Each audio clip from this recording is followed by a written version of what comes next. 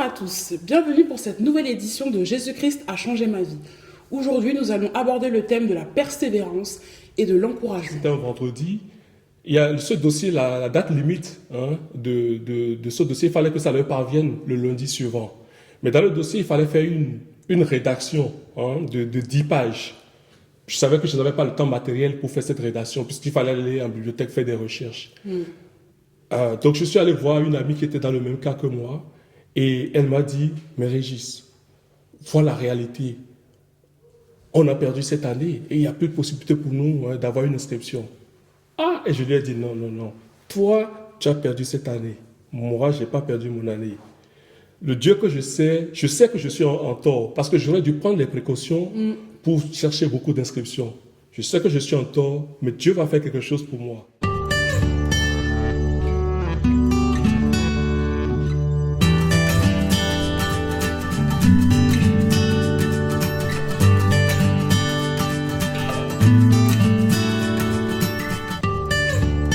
Bonjour frère Régis. Bonjour sœur Rosette. Merci d'avoir répondu présent pour cette invitation sur ce plateau. Tout le plaisir est pour moi. Alors parle-nous un peu de toi premièrement, présente-toi un peu. Voilà, je m'appelle Régis, je suis marié et j'ai un très beau garçon. Est-ce que tu peux nous dire comment tu as rencontré le Seigneur premièrement? Voilà, je suis né dans une famille protestante, je vais dire. Ma maman était protestante, elle l'est toujours d'ailleurs. Et mon papa, lui, il ne fréquentait aucune église. Alors, donc, j'allais à l'église tous les dimanches, comme tous les enfants de protestants. Et j'ai longtemps cru que j'étais chrétien. J'étais d'ailleurs animateur et moniteur au niveau de l'école du dimanche. Et j'aimais beaucoup les choses de Dieu. Je lisais la Bible pratiquement tous les jours. Je participais à beaucoup de concours bibliques que j'ai d'ailleurs remportés au Bénin. C'est mon pays d'origine. Et jusqu'à ce que je vienne en France et que je ne comprenne que réellement je n'étais pas chrétien. Alors, ma conversion, ça a été un processus. Parce que j'étais intrigué par ce qui se passait à l'église méthodiste. J'avais remarqué que la vie des enfants de cette église ne correspondait pas à ce qu'on nous enseignait. Et même ceux qui nous enseignaient, les pasteurs, avaient parfois une vie relativement dissolue. Il y avait des pasteurs qui pouvaient sortir avec des sœurs, et ça tout le monde le savait, mais ça ne dérangeait personne. Et un jour, j'ai posé la question à mon maman, je dis mais est-ce que c'est normal ça? Pourquoi les gens ne vivent pas ce qu'on nous enseigne? Alors, ce qui a été un déclic pour moi, c'est qu'à un moment, il y a eu une scission dans l'église. C'est-à-dire qu'il y a eu deux camps. Il y avait un camp qui suivait un pasteur et un autre qui suivait un autre pasteur. Et donc j'ai dit à mon maman, ça, c'en est trop pour moi, je ne peux pas continuer dans cette église. Donc elle m'a dit, toi tu es né quand? Tu es né il y a quelques années et c'est toi qui veux tout changer dans l'église. Donc finalement, petit à petit, j'ai commencé à quitter l'église et j'ai arrêté d'aller à l'église. Donc je suis venu plus tard en France, dans une cité universitaire. Je suis resté en cité universitaire. Dans cette cité, il y avait beaucoup d'étudiants chrétiens, nés de nouveau. Et ces étudiants essayaient de me parler de Dieu. Le problème, c'est que j'en savais beaucoup plus puisque moi, j'avais lu la Bible. Et il est difficile de convaincre quelqu'un qui croit tout connaître. Parce que généralement, quand ils commençaient à me parler de Dieu, j'avais des arguments. Parfois, je leur disais, ouvrez tel livre, ouvrez tel chapitre, tel verset. On m'avait parlé du salut. Rapidement, j'ai dit, mais est-ce que vous connaissez ce que c'est que le salut? Donc, j'ai commencé à débiter, à parler en citant Ephésiens 2, verset 8, que j'ai appris par cœur.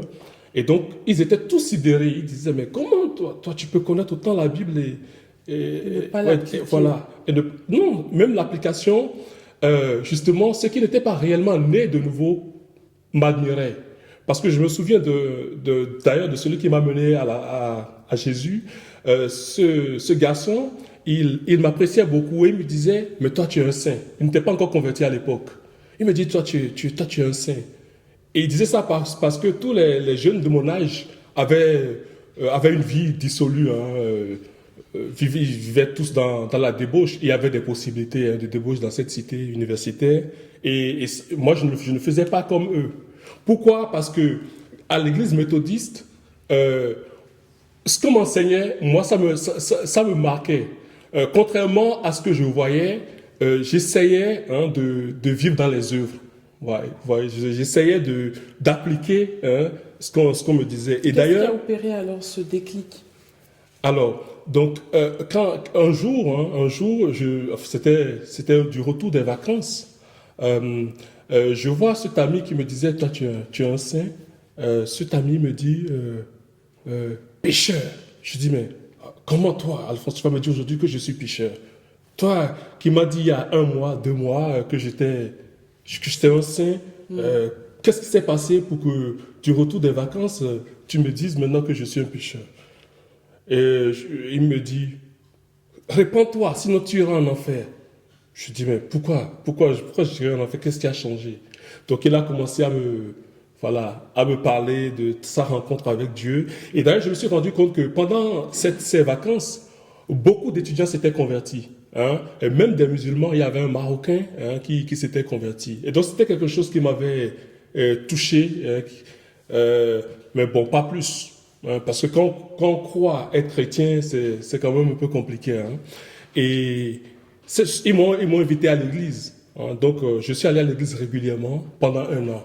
Hein, l'église évangélique pendant 1 an. Mais je prenais ce qui m'arrangeait. Par exemple, quand il y avait des prophéties, je disais, ça c'est du mensonge. Je disais, ouais, ça c'est trop générique, tout le monde peut être dans ce cas. Hein. J'étais tellement dans mes raisonnements et tout le monde trouvait, enfin, j'étais devenu l'attraction parce que tout le monde voulait me convertir. Hein, vous voyez, c'est pas les paroles qui convertissent un homme, hein. C'est Jésus même qui attire à lui. Et donc, j'ai continué comme ça. Petit à petit, j'étais quand même un peu convaincu de ce qui se disait à l'église et j'essayais quand même vraiment de me conformer, mais il n'y avait eu aucune décision jusque-là. Mais tout au fond de moi, je savais que je devais prendre une décision pour le Seigneur, mais je n'avais jamais fait le pas. Et un dimanche, comme d'habitude, je viens et je m'assois dans la rangée à droite. Et en début de culte, disons 2 minutes après le début du culte, il y avait une dame qui a prophétisé, qui a dit mais tu viens tous les dimanches. Pourquoi tu ne prends pas la décision de t'engager avec le Seigneur, de te faire baptiser? J'ai dit, je m'étais senti un peu touché, mais après je dis non, je connais au moins 2 qui sont dans le cas, ça ne peut pas être moi. Donc j'ai rejeté la prophétie. Et disons, une demi-heure après, cette même dame reprend. Hein. Elle n'était pas dans ma rangée, elle était loin, c'est une grande église. Et elle dit, à un moment où je tremblais, parce que je me posais beaucoup de questions. Hein. Et donc, à un moment, je tremblais. Et donc, je faisais attention pour que la personne qui était à côté de moi ne sente pas que j'avais des tremblements. Et donc, j'essayais de me contrôler. Et cette dame, elle reprend et dit, maintenant, pourquoi tu trembles? Hein? Tu ne vois pas que c'est le moment de prendre une décision et de t'engager avec le Seigneur. Et là, j'ai dit, pour que la personne tremble. Là, je pense que c'est de moi qu'on parle. Et donc, à la fin du culte, je suis allé voir ce frère qui essayait de m'amener au Seigneur. Je lui ai dit, maintenant, je vais changer radicalement de vie et suivre le Seigneur. Donc, il m'a amené chez le pasteur. Donc, on a eu des entretiens et de fil en aiguille, je me suis fait baptiser. Amen. Voilà mon témoignage. Je glorifie le Seigneur en tout cas pour cette rencontre et pour avoir mis fin à l'endurcissement, parce que ça a été un processus. Comment Dieu s'est manifesté alors par la suite dans ta vie? Comment tu as vécu la main de Dieu? Alors,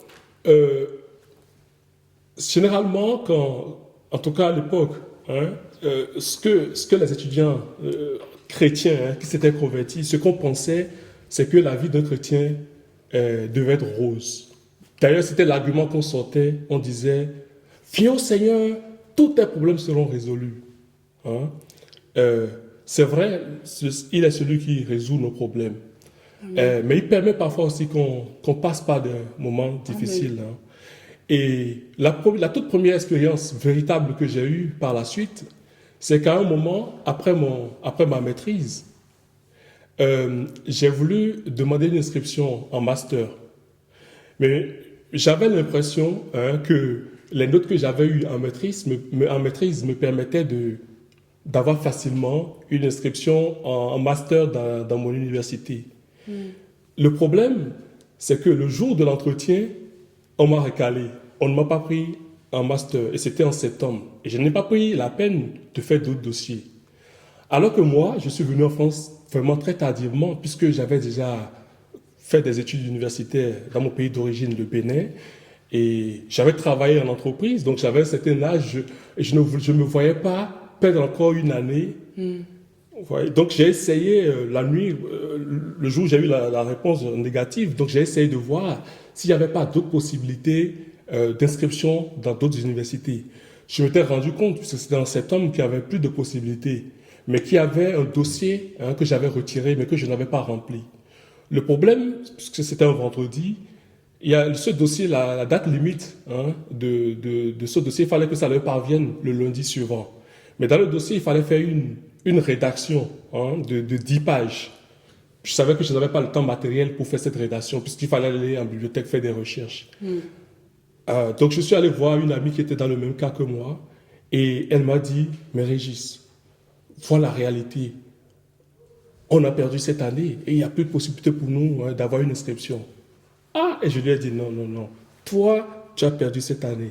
Moi, je n'ai pas perdu mon année. Le Dieu que je sais que je suis en tort, parce que j'aurais dû prendre les précautions pour chercher beaucoup d'inscriptions. Je sais que je suis en tort, mais Dieu va faire quelque chose pour moi. Et elle me dit, non mais sois réaliste, regarde, parce qu'on a parcouru toutes les universités, on a fait une à une pour voir s'il y avait encore des possibilités d'inscription. Et il n'y en avait pas.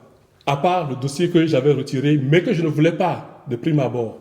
Alors, donc ce dossier, quand je suis rentré chez moi, j'ai fait une rédaction rapide, sommaire. Je savais très bien que ça ne pouvait pas passer. Il fallait que je fasse des recherches et que je cite des sources dans cette rédaction, puisque c'était une recherche académique. Et donc, le samedi matin, j'étais à la poste pour affranchir le dossier quand la poste a fermé. Et donc, je me suis dit, voilà, je suis coincé. Je n'ai même pas eu la présence d'esprit d'aller déposer le dossier dans la ville. Ouais, j'aurais pu me déplacer, prendre le train. Donc, pour moi, il n'y avait plus de possibilités. En tout cas, c'est ce que j'avais pensé. Et donc, j'étais un peu abattu. Et donc, je suis allé rendre visite à un ami. Il m'a dit, au fait, je vais à Nantes. C'était à Nantes. Je dis, ah bon, tu vas quand? Il me dit demain. Dimanche, je dis, ah bon, j'ai un dossier, je te remets le dossier et tu me déposes ça à la fac. Et donc, le lundi suivant, il a déposé le dossier. Alors, maintenant, il faut que ce dossier, qui n'est pas bien constitué, passe. Et je savais qu'il y avait très peu de chances, puisque c'était un master très demandé, je savais qu'il y avait très peu de chances que ça passe. Mais je croyais que mon Dieu était capable de changer cette situation. Alors, donc, j'ai demandé aux frères de l'église de prier pour moi. Et donc, ce frère, justement, qui m'a mené au Seigneur, il s'est moqué de moi. Il dit, mais Régis, sois raisonnable. Il dit, mais tu fais un dossier bancal. Et comment veux-tu que ce dossier passe? Je dis, mais toi qui dois me soutenir dans la prière, comment tu peux me dire que ça ne pourrait pas passer? Et donc, je lui ai dit, en tout cas, même si toi tu ne crois pas, moi je crois à mon miracle. Et donc, j'ai attendu, je crois, un petit moment, mais je n'avais pas de réponse. Et la rentrée, c'était en octobre. Et j'ai envoyé un mail au directeur et il m'a répondu, pas erreur, il m'a répondu, félicitations, votre dossier a été accepté. Donc j'étais tout content. Et 2 ou 3 jours après, je reçois dans ma boîte aux lettres, je reçois un courrier de refus avec l'ensemble de mes dossiers. Il y avait mes diplômes, la rédaction, tout ce que j'avais, le CV, tout. Et donc, j'ai trouvé ça surprenant. Je dis, mais il m'avait quand même accepté. Qu'est-ce qui s'est passé? Et donc, j'ai appelé le directeur du master. Et il me répond, je ne sais pas ce qui s'est passé. Je suis tout confus. Renvoyez-moi renvoyez-moi, parce qu'il m'a retourné le CV. Donc, il n'avait plus de CV, il n'avait plus mes relevés de notes pour revoir rapidement mon dossier. Il dit, est-ce que vous pouvez me renvoyer votre CV? Si. Je dis, oui, je peux vous renvoyer mon CV. Il dit, non, c'est même pas la peine de me déplacer le lundi. Le lundi suivant, c'était un jeudi. Donc, il m'avait demandé de passer le lundi suivant avec tout mon dossier. Et donc, le vendredi, le samedi, le dimanche, et le lundi matin, j'ai refait ma rédaction correctement. Et donc, je suis allé à l'entretien. Alors, donc, il me dit, est-ce que vous êtes conscient que vous voulez profiter d'une erreur de ma part? Je dis, j'en suis bien conscient. Et il me dit, donnez-moi vos relevés de notes. Je lui ai remis les relevés de notes et il me dit, c'est correct. Après, il me demande mon CV, je lui remets le CV. Et enfin, il me demande ma rédaction. Il lit une première fois. Il dit, vous l'avez fait vous-même? Je dis, oui, monsieur. Vous l'avez fait où? Je dis, à la bibliothèque. Et il me dit, je n'ai pas souvenir d'avoir lu une telle rédaction. Je dis, pourtant, c'est moi-même qui l'ai fait. Et il dit, bon, maintenant, je vais vous poser une dernière question. Si vous répondez à cette question, je vous donne l'inscription. Et il me dit, dites-moi, pourquoi je vous accepterai dans ce master? Je dis, quelle question? Je n'avais pas de réponse. J'ai fermé les yeux. J'ai dit, Seigneur, éclaire-moi. Là, il attend une réponse bien précise. Je ne veux pas répondre à côté. Et subitement, comme une illumination, j'ai dit, monsieur, c'est pour être un enseignant-chercheur. Il me dit, très bien, vous avez le master. Et c'est comme ça que je me suis inscrit. Amen. Et quand je suis revenu, j'ai vu justement cet ami qui m'avait dit que c'était impossible. Rien n'est impossible à l'éternel. Rien n'est impossible à celui qui croit.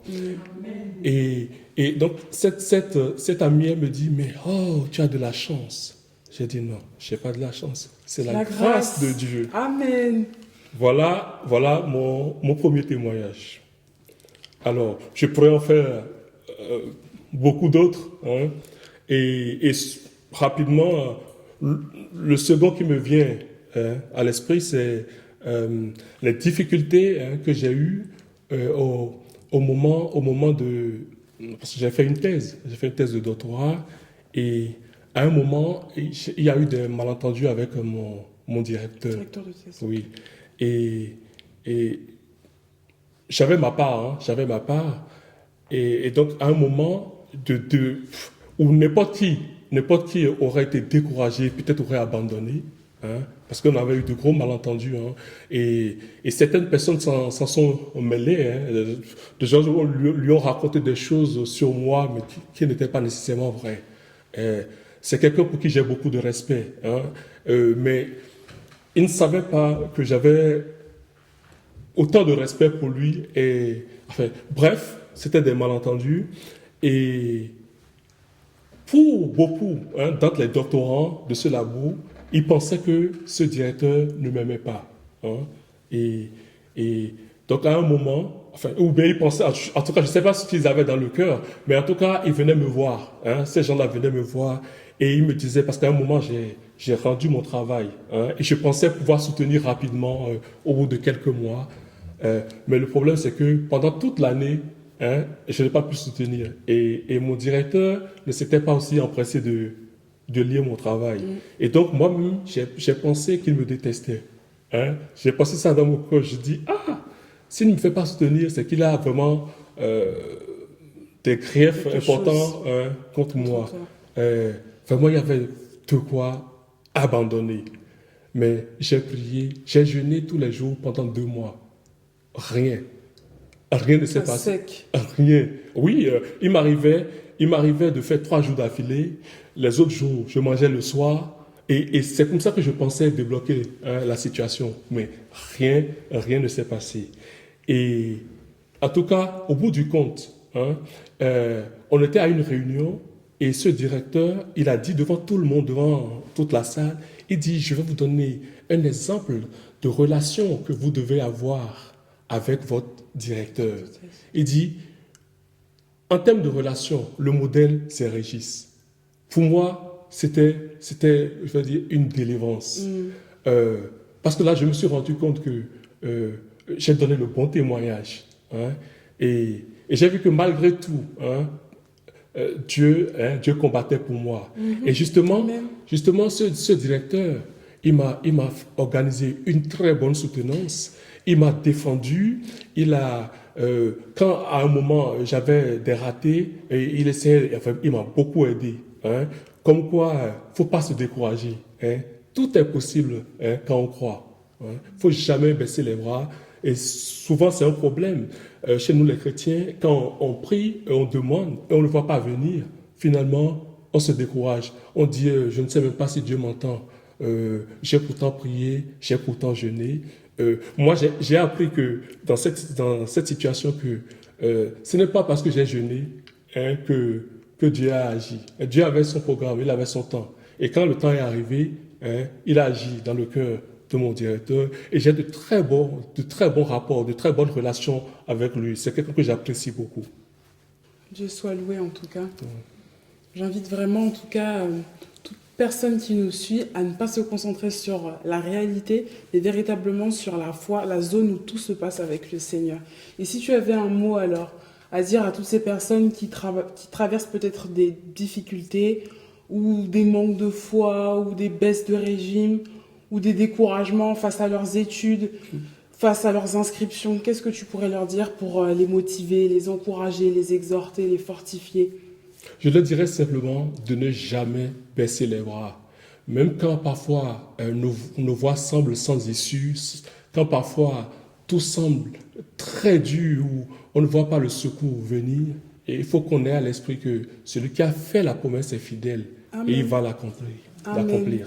Merci en tout cas, frère Régis, pour ce témoignage. Je glorifie le Seigneur pour ce témoignage qui, j'espère, vous a encouragé, vous a fortifié à rester toujours persévérant dans la foi. Je tiens en tout cas personnellement aussi à vous encourager, à vous soutenir.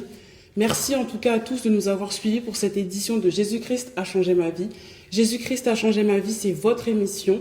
Si vous voulez aussi témoigner, n'hésitez pas à me contacter au numéro qui s'affiche au bas de l'écran. Je vous invite aussi à nous suivre sur les réseaux sociaux, sur le Facebook ainsi que sur le Twitter. Merci et à bientôt.